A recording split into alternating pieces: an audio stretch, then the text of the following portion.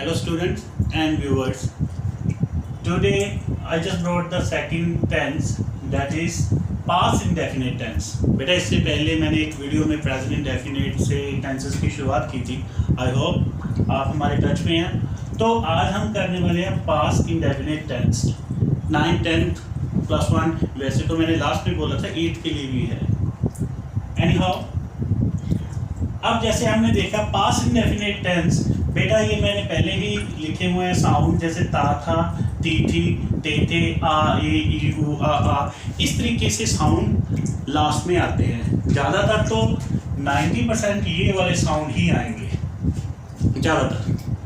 और अब यहाँ पे देखा जाए अफर्मेटिव में क्या है, every subject that's mean I, we, you, they, he, she, it. कोई भी सब्जेक्ट आ जाए तो बेटा always keep one thing in your mind, you have to just write the second verb का सेकंड फॉर्म इस्तेमाल होगा एंड देन ऑब्जेक्ट. आप इसे एज एक फॉर्मूले की तरह ले सकते हो. जैसे इसका एक एग्जांपल करें, जैसे राज ने एक सांप मारा. अब बेटा ध्यान से देखिए, जब हम बोलते हैं राज ने एक सांप मारा आ का साउंड पीछे आ रहा है. You will check over there.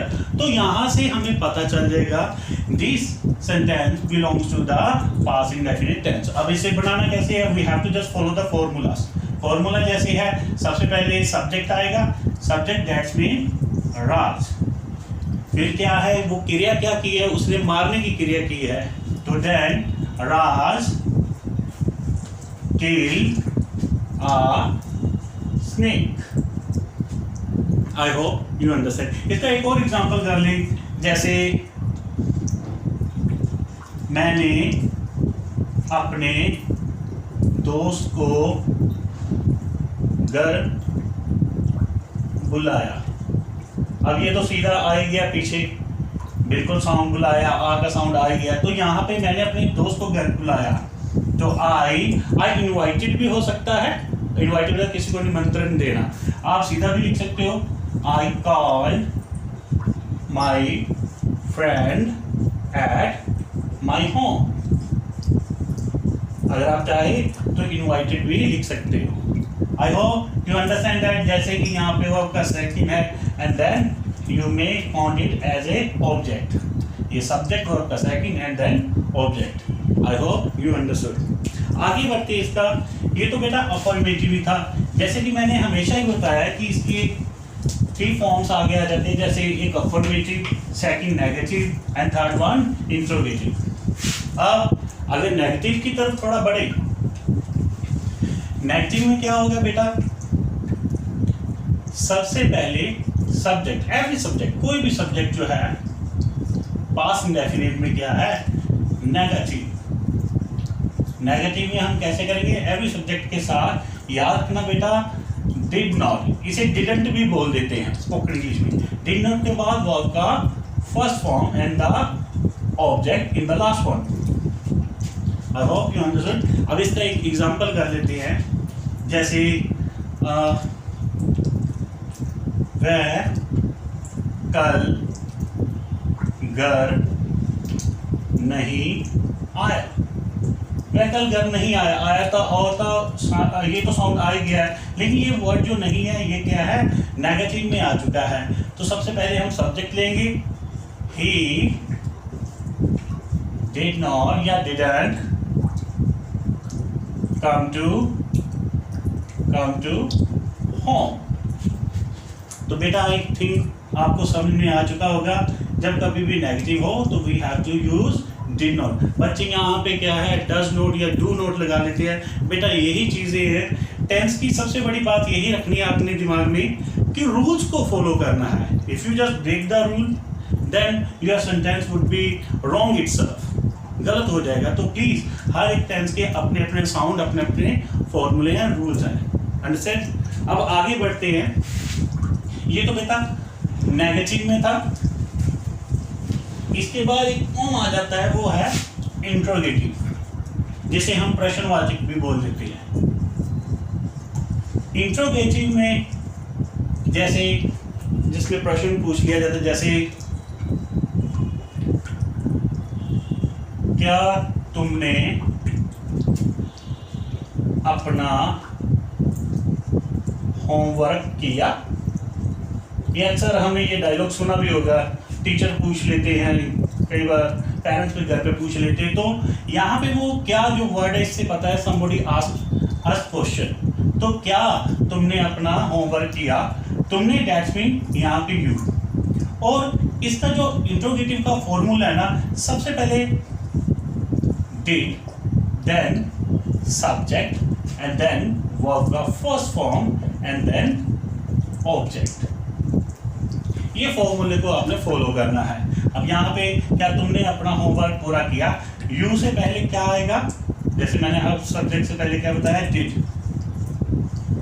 Did you do your homework.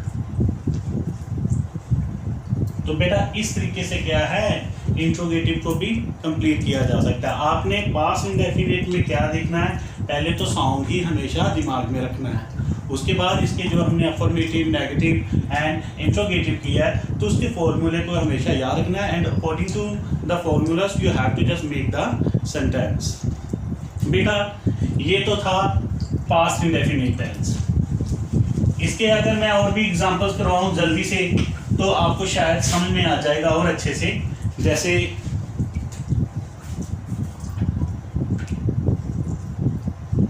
मैंने आज टीवी देखा, तो ये पास्ट इंडेफिनिट का क्या है, सिंपल एक अफर्मेटिव है। सेकंड में देखा जाए, तुमने मेरा काम नहीं किया, तो ये क्या बन जाएगा बेटा, नेगेटिव में। एंड द लास्ट वन अगर देखा जाए तो वो आ जाएगा इंट्रोगेटिव में, जैसे क्या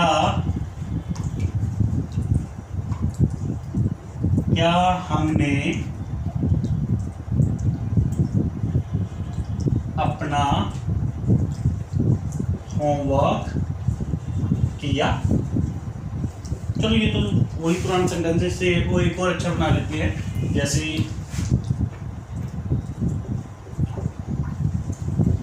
क्या हमने नियमों का पालन किया। अब यहाँ पे अगर देखा जाए तो पहले हम करेंगे ये अफर्मेटिव, मैंने आज टीवी देखा, आई पहले सब्जेक्ट आ गया, then I saw TV today, ये टुडे आप आगे भी लगा सकते हो। सेकंड वन, तुमने मेरा काम नहीं किया, दैट्स मीन यहाँ पे डिड नॉट का उपयोग होगा, यूज किया जाएगा तुमने, दैट्स मीन पहले subject, you did not do my work. And the last one, क्या हमने नियमों का पालन किया, क्या हमने, दैट्स मीन यहाँ पे हुई आएगा, लेकिन ये इंट्रोगेटिव है तो क्या से पहले क्या आएगा, डिड वी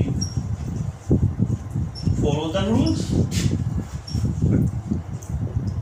तो इस तरीके से बेटा क्या है, पास्ट इंडेफिनिट को आज हम कंप्लीट कर चुके हैं। I hope all of you understood it clear. बेटा घर पे आप बहुत प्रैक्टिस कर सकते हो, just keep this thing in your mind. And in the last बेटा don't forget to subscribe our channel and please like जरूर कीजिएगा। थैंक यू बेटा, थैंक सो मच।